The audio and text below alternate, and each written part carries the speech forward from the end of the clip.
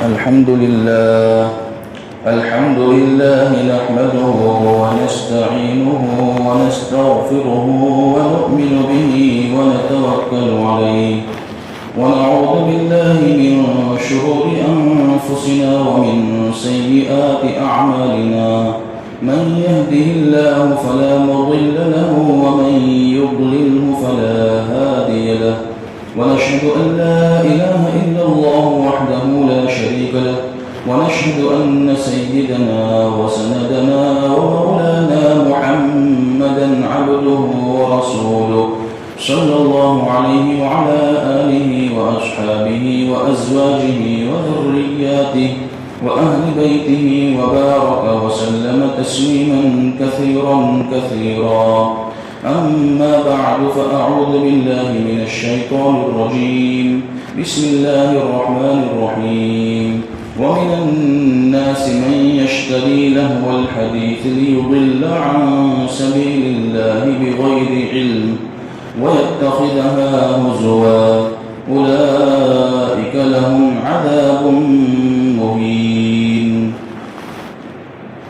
عن معاذ بن جبل رضي الله تعالى عنه قال قال رسول الله صلى الله عليه وسلم وجبت له الجنة ليلة التروية وليلة العرفة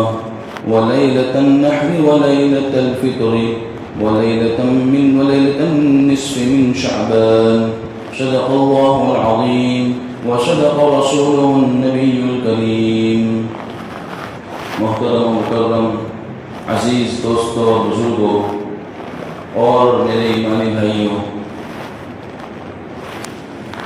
آج رمضان المبارک کا آخری دن چل رہا ہے. اللہ رب العزت کا بڑا احسان ہے کہ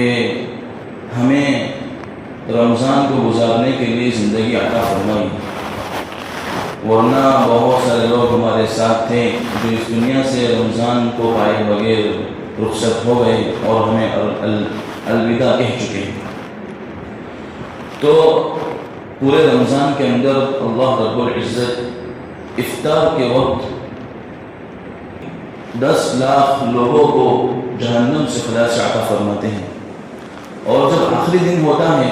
نبی کریم صلی اللہ علیہ وسلم نے فرمایا کہ جس قدر پورے مہینے کے اندر ہر دن اللہ رب العزت 10 لاکھ لوگوں کو جہنم سے چھٹکارا اور خلاص عطا فرماتے ہیں، اور آخری دن کے اندر جتنے پورے مہینے کے اندر لوگوں کو آزاد کیا ہے جہنم سے، اسی کے بقدر اس ایک دن کے اندر اللہ رب العزت آزاد فرما دیتے ہیں. تو یہ بڑا مبارک عظمت والا دین جو ہماری زندگی سے جا رہا ہے، ہمارے زندگی کے لکھے ہوئے رمضانوں میں سے آخری رمضان ہو سکتا ہے، کتنا اور رمضان ہو، بلکہ یہ بات تو ضرور ہے کہ ایک رمضان کم ہو گیا، اور اس رمضان کا بھی آج آخری دن چل رہا ہے. اس دین کی فضیلت جیسا کہ آپ کے سامنے بیان کی گئی، نبی کریم صلی اللہ علیہ وسلم نے فرمایا کہ جتنے اللہ رب العزت پورے مہینے میں آزاد فرماتے ہیں، اتنے اس ایک دن کے اندر جہنم سے اللہ رب العزت آزاد فرماتے ہیں. اس سے اندازہ لگا سکتے ہیں کہ اس دن کے روزہ رکھنے والوں کی فضیلت کیا ہو سکتی ہے، اس دن تراویح پڑھنے والوں کا کیا مقام ہو سکتا ہے، اور اس دن کے راتوں کو اٹھ کر اللہ سے مانگنے والوں کا کیا مرتبہ ہو سکتا ہے اللہ کے یہاں. اسی طرح وہاں کی فرض نمازوں کو ادا کرنے والوں کا کیا رتبہ اور کیا مقام اللہ رب العزت کے یہاں ہوگا. اس سے ہم اچھی طرح اندازہ لگا سکتے ہیں. اور پھر جب یہ رات ہوتی ہے تو رات کے بارے میں نبی کریم صلی اللہ علیہ وسلم نے فرمایا عن ابي امامه رضي الله تعالى عنه عن النبي صلى الله عليه وسلم قال من قام ليله العيدين کہ جس نے عید کی دونوں راتوں قیام کر لیا، جاگ لیا، تو اللہ رب العزت لم يمت قلبه يوم تموت القلوب، کہ اس کا دل اس دن نہیں مرے گا جس دن دوسرے قلوب اور دوسرے لوگوں کے دل مر جائیں گے. اسی طرح دوسری حدیث کے اندر بھی یہی الفاظ وارد ہوئے ہیں، اور 2-3 حدیثیں اس الفاظ کے ساتھ وارد ہوئی ہیں، اور الگ الگ الفاظ کے ساتھ نبی کریم صلی اللہ علیہ وسلم سے منقول بھی اس کا مطلب حضرت شیخ نے اپنی کتاب کے اندر لکھا ہے کہ جس دن لوگوں کے قلوب مر جائیں گے، اس کا مطلب یہ ہے کہ فتنے فساد کے زمانے میں آج ہمارا جو دور چل رہا ہے، بڑا پرفتن اور بڑا لوگوں کو فتنوں میں ڈالنے والا، فساد میں ڈالنے والا دور چل رہا ہے۔ اس دور کے اندر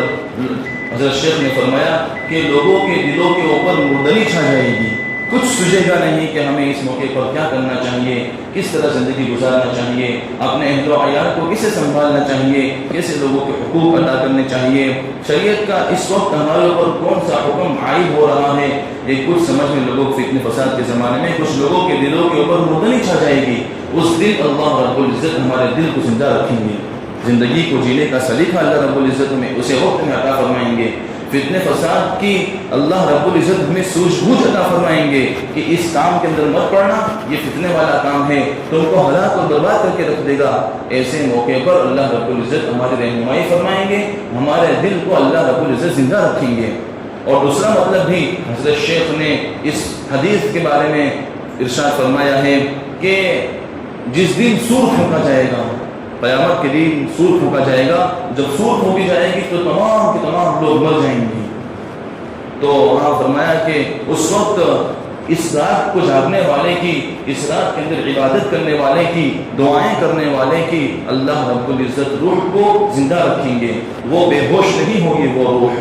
یہ حضرت شیخ نے اس حدیث کے اندر اس کی تشریح اور اس کی وضاحت کے اندر لکھا ہے۔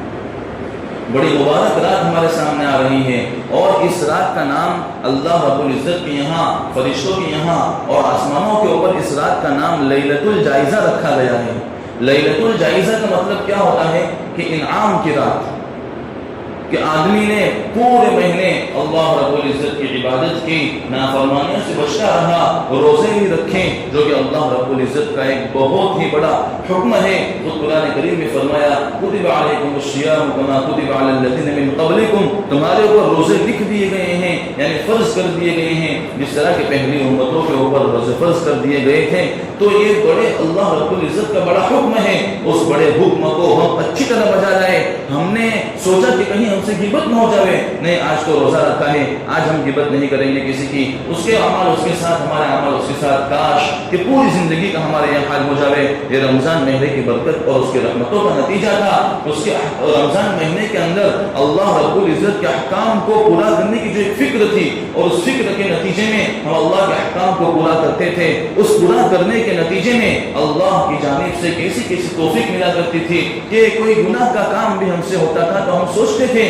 کہ گناہ کا کام ہو رہا ہے، اس کو چھوڑ دینا چاہیے۔ عام دوسرے دنوں کے اندر ہمارے ساتھ یہ معاملات پیش نہیں آتے ہیں، اس لیے کہ ہماری توجہ اللہ کی طرف نہیں ہوتی ہے، اللہ کی یاد سے ہم غافل ہو جاتے ہیں، اور ہمارے اندر اللہ کے، ہماری زندگیوں میں اللہ کے احکام مکمل طور پر نہیں ہوتے ہیں۔ لیکن رمضان کی برکت کی وجہ سے یہ ساری چیزیں ہمارے پاس جمع ہو جاتی ہیں، اللہ کی رحمتوں کا نزول ہوتا ہے، اللہ کی جانب سے سکینہ برستی ہے اور لوگوں کے دلوں کو منور کر دیتی ہے، جس کے نتیجے میں ان کو